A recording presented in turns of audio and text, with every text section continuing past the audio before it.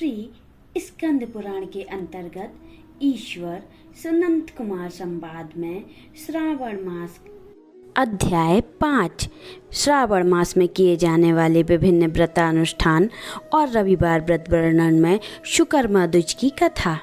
ईश्वर बोले, हे सनंत कुमार, करोड़ों पार्थिव लिंगों के महत्व तथा पुण्य का वर्णन नहीं किया जा सकता। जब मात्र एक लिंग का महत्व नहीं कहा जा सकता तो फिर करोड़ों लिंगों के विषय में कहना ही क्या। मनुष्य को चाहिए कि करोड़ों लिंग निर्माण असमर्था में 1,00,000 लिंग बनाए या 1000 लिंग या 100 लिंग ही बनाए। यहाँ तक कि एक लिंग बनाने में भी मेरी सनिधि मिल जाती है।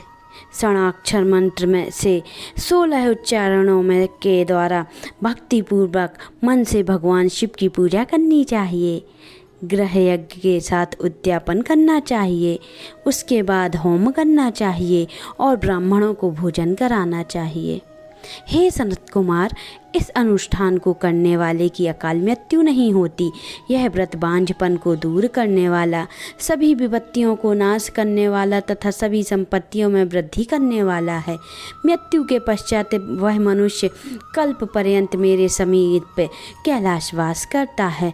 जो मनुष्य श्रावण मास में पंचामृत से शिव जी का अभिषेक करता है, वह सदा पंचामृत का पान करने वाला, गोधन से संपन्न, अत्यंत मधुर भाषण करने वाला तथा त्रिपुर के शत्रु भगवान शिव को प्रिय होता है।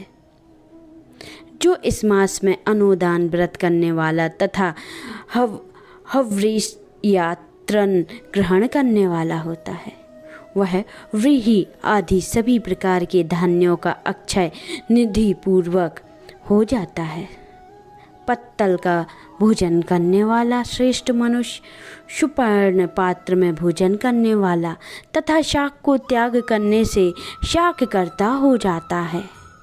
श्रावण मास में केवल मुंह पर सोने वाला कैलाश में निवास प्राप्त करता है। इस मास में एक भी दिन प्रातः स्नान करने से मनुष्य को 1 वर्ष स्नान करने का फल प्राप्त हो जाता है। इस मास में जितेंद्रिय होने से इंद्रिय बल प्राप्त होता है। इस मास में स्फटिक, पाषाण, मृत्तिका, मरत, मणि, पीठी, धातु, चंदन, नवनीत आदि से निर्मित तथा अन्य किसी भी शिवलिंग में हाथ ही किसी स्वयं अभिभूत न हुए लिंग में श्रेष्ठ पूजा करने वाला मनुष्य सैकड़ों ब्रह्म हत्या को भस्म कर डालता है। किसी तीर्थ क्षेत्र में सूर्य ग्रहण या चंद्र ग्रहण के अवसर पर 1,00,000 जप से जो सिद्धि होती है, वह इस मास में 1 बार के जप से होती है। अन्य समय में जो 1000 नमस्कार और प्रदक्षिणाएं की जाती हैं, उसको जो फल प्राप्त होता है वह इस मास में 1 बार करने से ही प्राप्त हो जाता है। मुझको प्रिय इस श्रवण मास में वेद पारायण करने पर सभी वेद मंत्रों की पूर्ण रूप से सिद्धि हो जाती है। श्रद्धा युक्त होकर इस मास में 1000 बार पुरुष सूक्त का पाठ करना चाहिए अथवा कलयुग में उसका चौगुना पाठ करना चाहिए, अथवा वर्ण संख्या का 100 गुना पाठ करना चाहिए, अथवा वह करने में असमर्थ हो तो आलस्यहीन होकर मात्र 100 पाठ करने चाहिए। ऐसा करने वाला मनुष्य ब्रह्म हत्या आदि पापों से मुक्त हो जाता है, इसमें कोई संदेह नहीं है। गुरु पत्नी के साथ संसर्गजन्य पाप के लिए यही महान प्रायश्चित है। इसके समान पुण्यप्रद, पवित्र और पापनाशक कुछ भी नहीं है। पुरुष सूक्त के जप के बिना इस मास में एक भी दिन व्यतीत नहीं करना चाहिए। जो मनुष्य इस फल को यथावाद कहता है, वह नरकगामी होता है। इस महीने में शमिधा, चारु, तिल और घृत से ग्रहण यज्ञ होम करना चाहिए। शिव के रूपों का भली भांति ध्यान आदि करके धूप, गंध, पुष्प, नैवेद्य आदि से पूजन करना चाहिए और अपने सामर्थ्य के अनुसार कोटि होम, लक्ष होम अथवा 10 सहस्त्र होम करने चाहिए। ओम भू, ओम भुः, ओम स्वः के 7 तिलों के द्वारा भी यह गृह यज्ञ नामक होम किए जाते हैं। जो सनत कुमार, इसके बाद अब मैं वारों के व्रतों का वर्णन करूँगा, आप सुनिए। हे अगण्य, उनमें सर्वप्रथम मैं आपको रविवार का व्रत बताऊँगा। इस संबंध में लोग, हे अनग, उनमें सर्वप्रथम मैं आपको रविवार का व्रत बताऊँगा। इस संबंध में लोगों का एक प्राचीन इतिहास कहते हैं। प्रतिष्ठानपुर में शुकर्मा नामक एक दुष्ट था।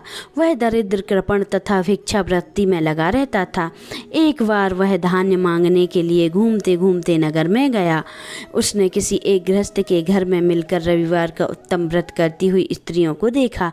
तब उसे देखकर वे स्त्रियां परस्पर कहने लगी कि इस पूजा विधि में शीघ्रतापूर्वक छिपा लो। इस पर वह विप्र उन स्त्रियों से बोला, हे श्रेष्ठ स्त्रियों, आप लोगों ने इस व्रत को क्यों छिपा रही हैं? समान चित्त वाले सज्जनों के लिए परमार्थ ही स्वार्थ है। मैं दरिद्र तथा दुखी हूँ। इस श्रेष्ठ व्रत को सुनकर मैं भी इसे करूँगा, अतः आप लोग इस व्रत का विधान व फल अवश्य बताएं।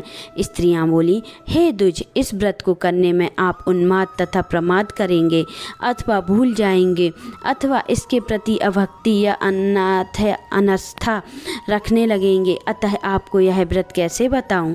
उनकी यह बात सुनकर उनमें जो एक प्रौढ़ स्त्री थी वह उस ब्राह्मण से इस व्रत की विधि बताने लगी। हे ब्राह्मण, श्रावण मास के शुक्ल पक्ष के प्रथम रविवार को मौन होकर उठकर शीतल जल से स्नान करें। उसके बाद अपना नित्य कर्म संपन्न करके पान के एक शुभ दल पर रक्त चंदन से सूर्य के समान पूर्ण गोलाकार 12 परिधियों वाला सुंदर मंडल बनाएं। उस मंडल में रक्त चंदन से संज्ञा सहित सूर्य का पूजन करें। उसके बाद घुटनों के बल भूमि पर झुककर 12 मंडलों का अलग अलग रक्त चंदन तथा जपा कुसुम से मिश्रित अर्घ्य श्रद्धा भक्ति पूर्वक सूर्य को विधिवत प्रदान करें और लाल अक्षत, जवा कुसुम तथा अन्य उपचारों से पूजन करें। उसके बाद मिश्री से युक्त नारिकेल के बीज का नैवेद्य अर्पित करें।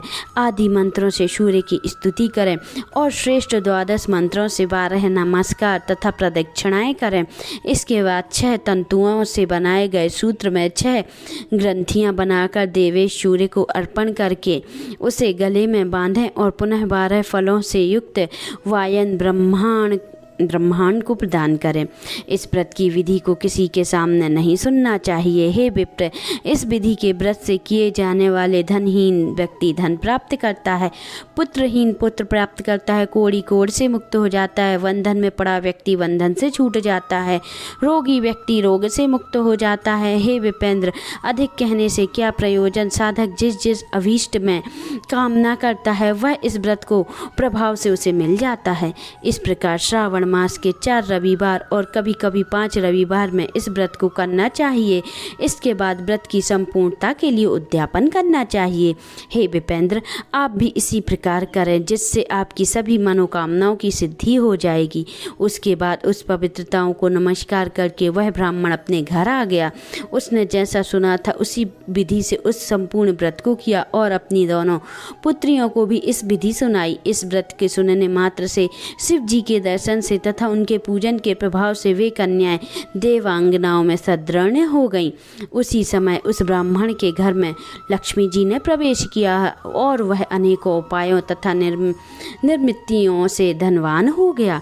किसी दिन उस नगर के राजा ब्राह्मण के घर से होकर राजमार्ग से जाते समय खिड़की में खड़ी उन दोनों सुंदर तथा अनुपमेय कन्याओं को देखने लगा।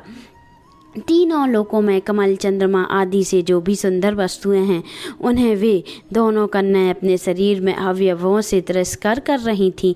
उन्हें देखकर राजा मोहित हो गए और क्षण भर के लिए वहीं खड़े हो गए। ब्राह्मण को शीघ्र बुलाकर उन्होंने दोनों कन्याओं को मांग लिया। तब उस ब्राह्मण ने हर्षित होकर दोनों कन्याएं राजा को प्रदान कर दी। उस समय राजा को पति के रूप में प्राप्त करके वे कन्याएं प्रसन्न हो गईं। वे स्वयं इस व्रत को करने लगी और पौत्र पुत्र आदि से संपन्न हो गई। हे मोहने, महान ऐश्वर्य देने वाले इस व्रत को मैं आपसे कह दिया। हे विधि नंदन, जिस प्रकार के श्रावण मास में मनुष्य सभी मनोरथों को प्राप्त कर लेता है, उसके अनुष्ठान करने से फल का वर्णन कैसे किया जाए। श्री श्रावण मास महात्म्य 5वां अध्याय संपन्न। बोलिए ओम नमः शिवाय, ओम नमः शिवाय, ओम नमः शिवाय।